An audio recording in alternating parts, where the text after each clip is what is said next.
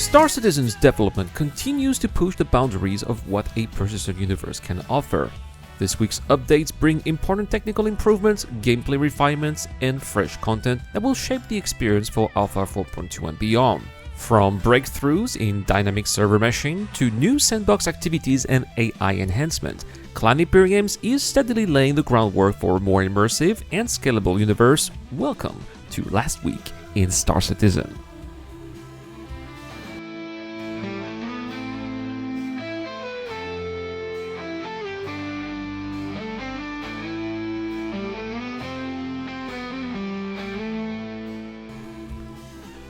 Now, if you're new to the channel, this is the show that I do every week where I do a recap day by day of the previous weeks of the latest development. Also, don't forget, I have a giveaway this month. I'm giving away a Mirror Guardian MX. More info at the end of the video.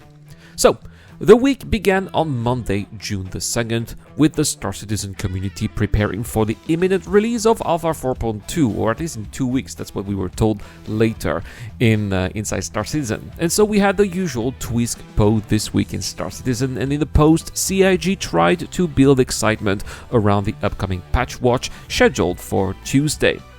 It promised to reveal new features, improvements, as well as fixes that have not been previously detailed in the public roadmap. Alongside this, the June subscriber comlink and the latest subscriber newsletters were announced, giving subscribers a deeper dive into upcoming content and community engagement. Tuesday, June 3rd, saw the release of Alpha 4.2 Patch Watch.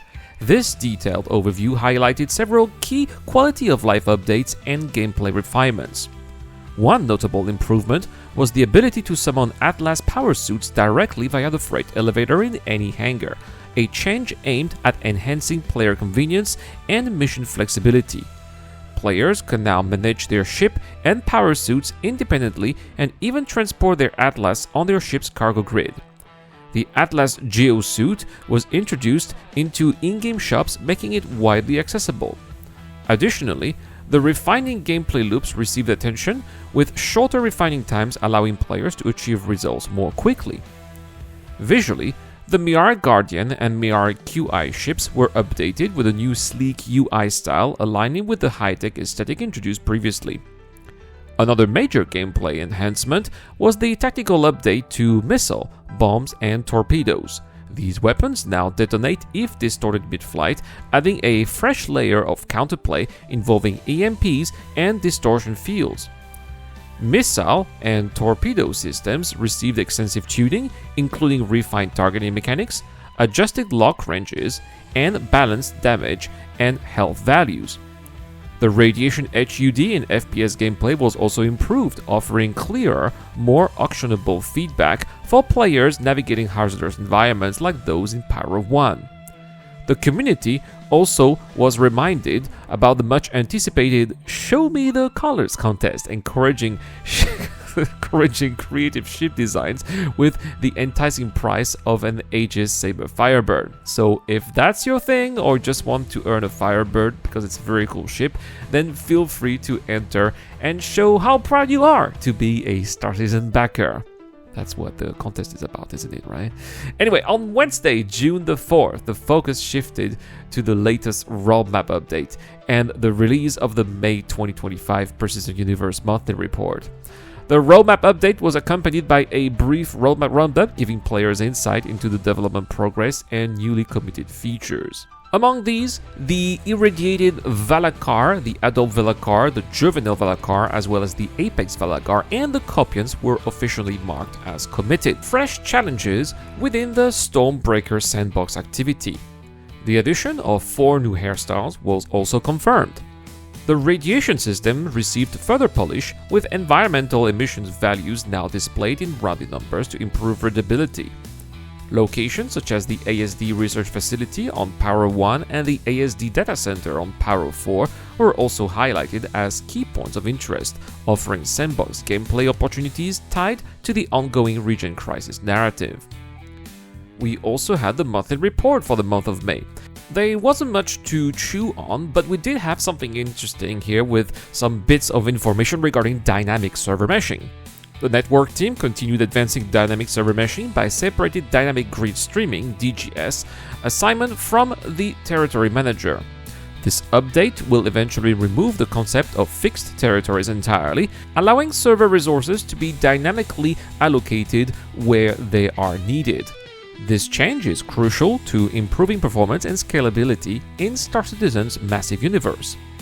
On the AI front, effort focused on refining human combat behaviors to research a gold standard in areas like ammo management, cover usage, perception, tactics, and medical support. The AI team also began work on the Mission System V2 UI prototype, creating visual designs for mission outlines and object properties. Animation teams recorded new facial animations for mission givers and developed animations for an upcoming creature, while the character art team progressed on new creatures, heavy armor, and upcoming light armor sets. Ship development continued at full speed, with 4 unannounced ships progressing with various production phases, including white box and grey box reviews.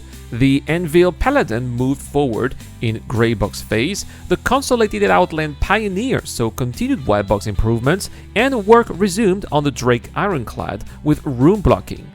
The RSI Apollo Medivac and Perseus also advanced through grey box stages. Core gameplay improvements focused on modernizing FPS combat with weapon refinements, enhancing hacking mechanics, and implementing major milestones in atmospheric flight physics. Ships now better simulate lift, drag, and thruster behavior in atmosphere, resulting in smoother hovering in flight control. Quantum interdiction is being reworked for better compatibility with server meshing.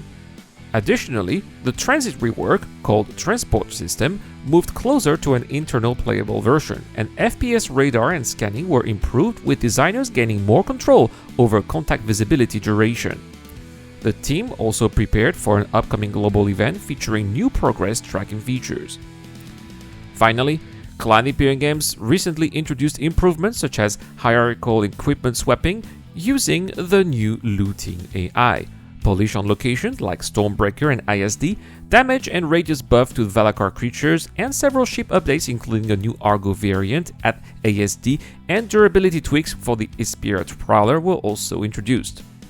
Core tech upgrades improve server performance, rain audio mixing, and enable temporal anti-aliasing for clear comms notification. Thursday's Inside Star Citizen episode provided a detailed look at the new sandbox activity called Stormbreaker, part of the Regent Crisis storyline. This activity introduced dynamic encounters, irradiated hostile creatures, and environmental hazards that require players to adapt their tactics and gear. The episode emphasized on how this new content enriches the gameplay experience with emergent storytelling and challenging PvE elements. On Friday, June the 6th, Star Citizen Alpha 4.2 Patch 12 brought gameplay improvements and polish. Equipment swapping now transfers items like weapons and grenades from old armor to new armor or undersuit using the new looting UI. If there's not enough space, items go to the backpack or drop on the ground. This only works with the new UI, however, so kiosks should be expected to behave as before. Stormbreaker and ASD locations receive lighting and art polish, with fewer FPS AI enemies around Stormbreaker to balance gameplay. The Apex Valakar's damage and explosion radius were increased alongside performance optimizations.